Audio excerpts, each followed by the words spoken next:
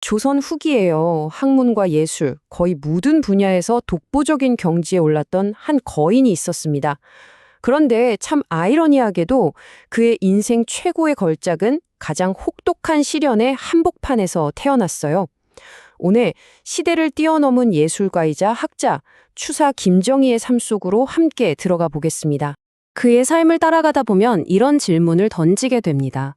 한 사람이 인생의 가장 밑바닥까지 떨어졌을 때 어떻게 거기서 최고의 작품을 만들어낼 수 있을까? 과연 혹독한 시련이라는 게 천재 창의력을 꺾어버릴까요? 아니면 오히려 더 단단하게 완성시키는 걸까요? 이 질문을 마음에 품고 그의 여정을 한번 따라가 보죠. 자, 그럼 먼저 이 위대한 예술가가 도대체 어떤 인물이었는지 그의 초상부터 한번 그려보겠습니다. 네, 바로 이분이 추사 김정희입니다. 그런데요, 이분을 그냥 다재다능했다 정도로만 표현하면 사실 좀 부족해요. 학자, 서예가, 화가, 그리고 시대를 앞서간 실학자로서 말 그대로 손대는 분야마다 하나의 거대한 산맥을 이룬 그런 인물이었습니다. 그의 예술 세계 그 핵심을 딱 하나 꼽으려면 바로 이 추사체입니다. 한번 보세요. 그 당시에 유행하던 뭐랄까 좀 부드럽고 예쁜 글씨체랑은 아예 차원이 다르죠. 마치 칼로 그냥 팍팍 내리은 것 같은 획에 이 파격적인 구조까지 와 정말 엄청난 힘과 틀에 얽매이지 않는 자유로움이 느껴지지 않나요? 아니, 그럼 이렇게 독창적인 예술 세계는 도대체 어디서 나온 걸까요? 그냥 하늘에서 뚝 떨어진 건 아닐 텐데 말이죠. 그의 학문적인 뿌리를 한번 따라가 보겠습니다. 일단 그는 명문가에서 태어난 말 그대로 준비된 천재였습니다. 16살에 벌써 북학파의 거두, 박제가의 제자가 됐고요. 24살에는 아버지를 따라서 청나라의 수도, 지금의 베이징으로 갑니다.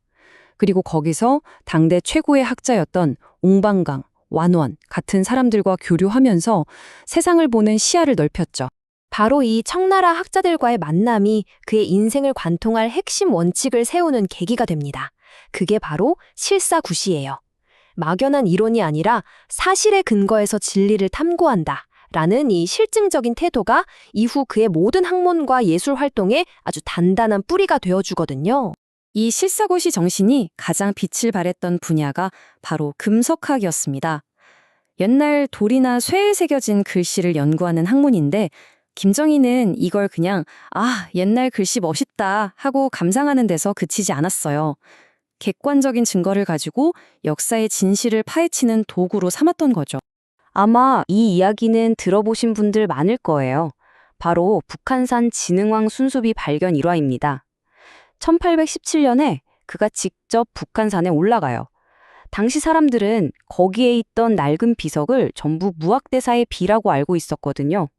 그런데 김종희가 꼼꼼히 조사를 해보니 이게 웬걸 신라 진흥왕의 순수비라는 걸 밝혀낸 겁니다.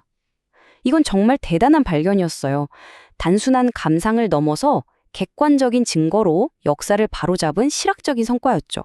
자, 이렇게 진실을 파헤치려는 철저한 학자 정신. 이게 과연 학문에서만 끝났을까요? 아니죠. 이 에너지가 그대로 붓끝으로 옮겨가서 예술계에 정말 아무도 상상하지 못했던 혁명을 일으킵니다. 김정희에게 글씨는 그냥 손재주나 기술이 아니었어요. 그는 글씨에 문자향, 즉 글의 향기와 석권기, 책의 기운이 담겨 있어야 진짜라고 믿었습니다. 쉽게 말해 수많은 독서와 깊은 학문으로 쌓인 인격이 글씨에 배어 나와야 한다는 거죠. 정말 멋진 생각 아닌가요? 그래서 그는 옛 대가들의 글씨를 그냥 베껴 쓰지 않았습니다. 그들의 필체를 아주 깊이 파고들어서 본질을 꿰뚫어 본 거죠. 그리고 그 모든 장점을 자기 안에서 완전히 녹여내서 마침내 누구도 흉내낼 수 없는 자신만의 스타일, 바로 추사체를 창조해냅니다. 이게 바로 한국 서예 역사상 가장 위대한 성취 중 하나로 꼽히는 이유입니다. 하지만 인생이란 게 참 아이러니하죠. 그의 학문과 예술이 그야말로 정점을 향해 가던 바로 그 순간 그의 인생을 송두리째 쥐흔드는 거대한 시련이 닥칩니다. 바로 정치적인 소용돌이였습니다. 권력의 정점에 있던 그가요, 하루아침에 대역죄인으로 몰려서 저 멀고 척박한 섬, 제주도로 9년이라는 긴 시간 동안 유배를 떠나게 됩니다. 그런데 바로 이 춥고 암울한 시기에 그의 인생 최고의 걸작이자 우리 미술사의 보물인 세한도가 탄생합니다. 유배를 가기 전 그의 곁에는 늘 사람들로 북적였어요. 하지만 유배를 떠나자마자 세상의 인심은 썰물처럼 빠져나갔습니다. 그의 세상은 이 황량한 풍경처럼 텅 비어버린 거죠. 모든 걸 잃은 절망의 땅에서 그는 지독한 고독과 마주해야만 했습니다. 바로 그때였습니다. 정말 모두가 등을 돌렸을 때 제자 이상적이 수년에 걸쳐 중국으로 가며 구해온 정말 귀하고 귀한 책들을 그 멀고 먼 유배지까지 보낸 겁니다. 이 변치 않는 의리에 감격한 김정희는 공자의 말을 떠올립니다. 날이 추워져 봐야 비로소 소나무와 잣나무가 시들지 않는다는 걸 알게 된다. 즉, 어려운 시절이 닥쳐봐야 진짜 사람을 알 수 있다는 거죠. 제자의 이 굳건한 의리를 칭찬하면서 붓을 들어 그린 그림이 바로 세안도입니다. 하지만 이 그림의 진짜 핵심은 어쩌면 이 작은 도장에 담겨 있는지도 모릅니다. 장무상망. 무슨 뜻이냐면 오래도록 서로 잊지 말자는 거예요. 이 네 글자 안에 그 혹독한 시련 속에서도 빛났던 스승과 제자의 뜨거운 마음이 모두 담겨 있는 거죠. 자, 그렇게 길고 긴 유배가 끝나고 돌아온 그의 말년은 어땠을까요? 그의 예술이 도달한 마지막 경지는 과연 어떤 모습이었을지 함께 보시죠. 이 현판이 바로 그가 세상을 떠나기 딱 사흘 전에 쓴 마지막 작품 봉은사의 판전입니다. 그 화려하고 힘 넘치던 추사체의 기교 같은 건 이제 온데간데 없어요. 대신 마치 어린아이가 쓴 것처럼 천진하면서도 모든 것을 초월한 듯한 깊이가 느껴집니다. 현판 옆에는 작은 글씨로 이렇게 쓰여 있어요. 70일 과병중작, 71살에 병든 늙은이가 쓰다. 정말 마지막 순간까지도 붓을 놓지 않았던 그 뜨거운 예술혼이 그대로 전해지는 것 같지 않나요?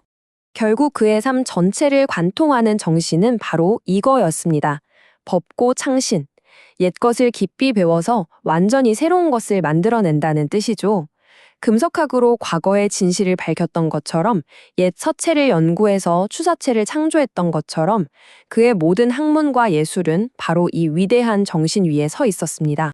시련을 딛고 불멸의 예술을 창조한 김정희의 삶은 오늘을 살아가는 우리에게도 깊은 울림을 줍니다. 어쩌면 여러분 인생의 가장 추운 겨울, 그 세안의 시간이 여러분의 가장 위대한 걸작을 만들어낼 바로 그 순간일지도 모릅니다.